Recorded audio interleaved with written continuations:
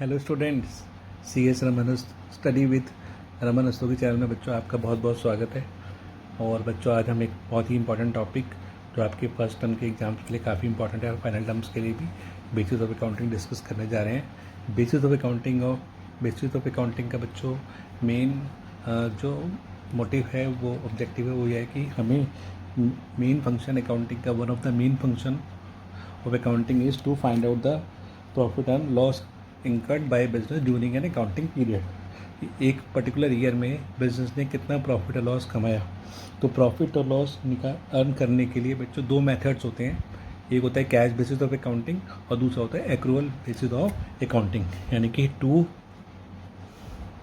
Determine the profit और loss of business during an accounting period during an accounting period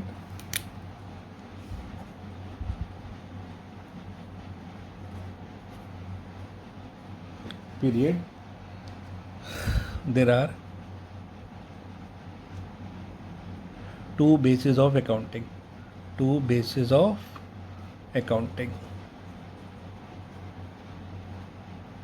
Number one, cash basis of accounting.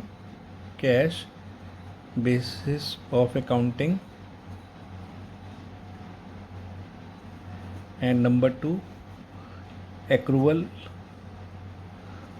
और due basis of accounting. बच्चों पे एक एक करके हम ये सारे मेथड जो हैं डिस्कस करते हैं कि कैश बेसिस ऑफ अकाउंटिंग क्या होता है और एक्रूअल बेसिस ऑफ अकाउंटिंग क्या होता है और इनके बीच में क्या डिफरेंस है, राइट। तो under cash basis of accounting, जो कैश बेसिस ऑफ अकाउंटिंग है, कैश बेसिस ऑफ अकाउंटिंग बच्चों इसके अंदर कैश बेसिस ऑफ अकाउंटिंग ये कैसा सिस्टम है। This is system in which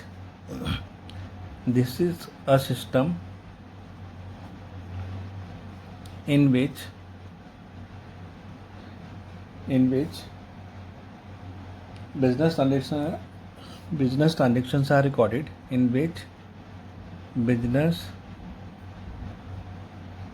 transactions जो भी बच्चों हमारी ट्रांजेक्शन्स हो रही हैं वो हम रिकॉर्ड करते हैं। Business transaction recorded on cash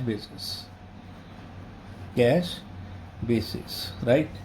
जो भी बच्चों हमारे को कैश आया और जो कैश पेमेंट हुई, तो जो हमारा प्रॉफिट होता है, प्रॉफिट वो equal to cash receives minus cash payments. तो बच्चों ये मेथड जो है इग्नोर करता है हमारा outstanding expense,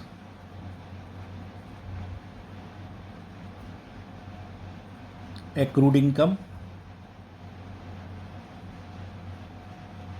prepaid expensive.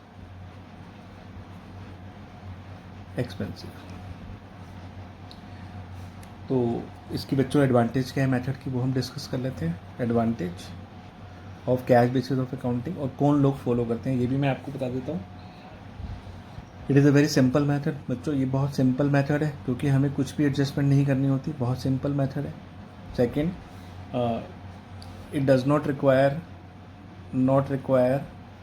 Any personal estimate and judgement. इसमें हमें कोई not required any personal judgement and estimates, right. और बच्चों इसकी बहुत सारी डिसएडवांटेज भी हैं, यानी कि लिमिटेशंस। डिसएडवांटेज क्या क्या हैं वो भी हम एक बार डिस्कस कर लेते हैं। डिसएडवांटेज इस मेथड की है। डिसएडवांटेज है कि ये सही ट्रू एंड फेयर व्यू और प्रॉफिट और लॉस नहीं दिखाता। No true fair view of profit और लॉस इज शोन, इससे सही प्रॉफिट और लॉस नहीं आता। सेकंड, ये मैचिंग कंसेप्ट को भी फॉलो नहीं करता, matching concept is not followed under cash basis of accounting. तो ये कहाँ सुटेबल है बच्चों, कौन कौन से बिजनेसमैनों को ये सुटेबल है, ये एक बार हम डिस्कस कर लेते हैं। ये जो जहाँ पे मोस्टली आपका कैश में डीलिंग होती है, जैसे डॉक्टर्स, टीचर्स, लॉयर्स एट्सेट्रा, वहीं पे ये मेथड सुटेबल है। तो इसका एग्जांपल ले लेते हैं। जैसे एक मिस्टर राम है, उन्होंने एक करंट ईयर अकाउंटिंग ईयर 2021 के अंदर टोटल सेल करी, जिसमें कैश सेल्स है, कैश सेल्स और क्रेडिट सेल्स। ऐसे उन्होंने टोटल एक्सपेंसेस करे, खर्चे, जिसमें कैश पेमेंट और कुछ आउटस्टैंडिंग पेमेंट है, आउटस्टैंडिंग एक्सपेंसेस यानी कि क्रेडिट परचेज और क्रेडिट परचेज भी है। परचेज मान लेते हैं बच्चों, कैश सेल है उनकी 2 लाख रुपए की और क्रेडिट सेल है 1 लाख रुपए की, और कैश पेमेंट जो उन्होंने करी है बच्चों 1,50,000 और क्रेडिट परचेज करी है उन्होंने 20,000।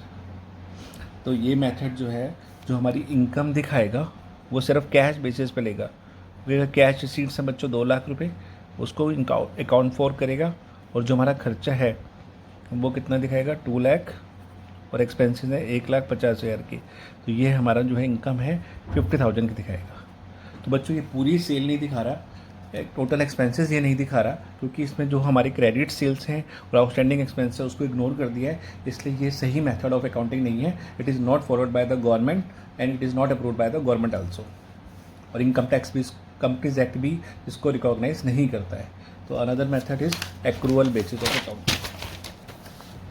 तो एक और मेथड हमारा है सेकंड, एक्रूअल और due basis of accounting. Due basis of accounting,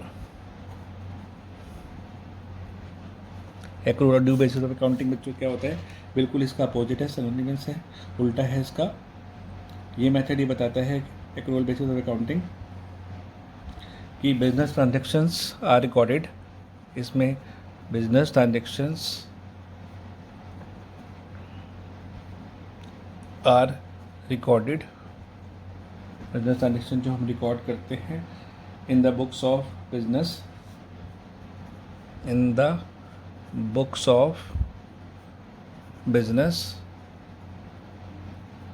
in the books of business when they take place, जब वो हो जाती है, when they take place। जैसे हमने कैश सेल्स कर दी और क्रेडिट सेल कर दी तो ये सारी ले लेगा, and not when settlement takes place, and not when final settlement take place. तो ये बच्चों मेथड जो है इसको गवर्नमेंट भी अप्रूव करती है, ठीक है, और इसकी कुछ एडवांटेज भी हैं। ये सारी सेल दिखाता है और सारे एक्सपेंसेस दिखाता है, चाहे भी हमने पे करें या नहीं करें, इससे हम सही ट्रू प्रॉफिट और लॉस फाइंड आउट कर सकते हैं। तो पहले एडवांटेज यही है बच्चों, ट्रू प्रॉफिट और loss is find out. Second है कि ये मैचिंग प्रिंसिपल को फॉलो करता है, फॉलो मैचिंग प्रिंसिपल। तो जितने भी बिजनेसमैन होते हैं जनरली यही मेथड फॉलो करते हैं, फॉलो मैचिंग प्रिंसिपल। लेकिन बच्चों इसकी कुछ डिसएडवांटेज भी हैं। डिसएडवांटेज क्या क्या है, ये थोड़ा सा एलैबोरेट मेथड है। इसमें full knowledge of accounting is required, full knowledge of accounting is required,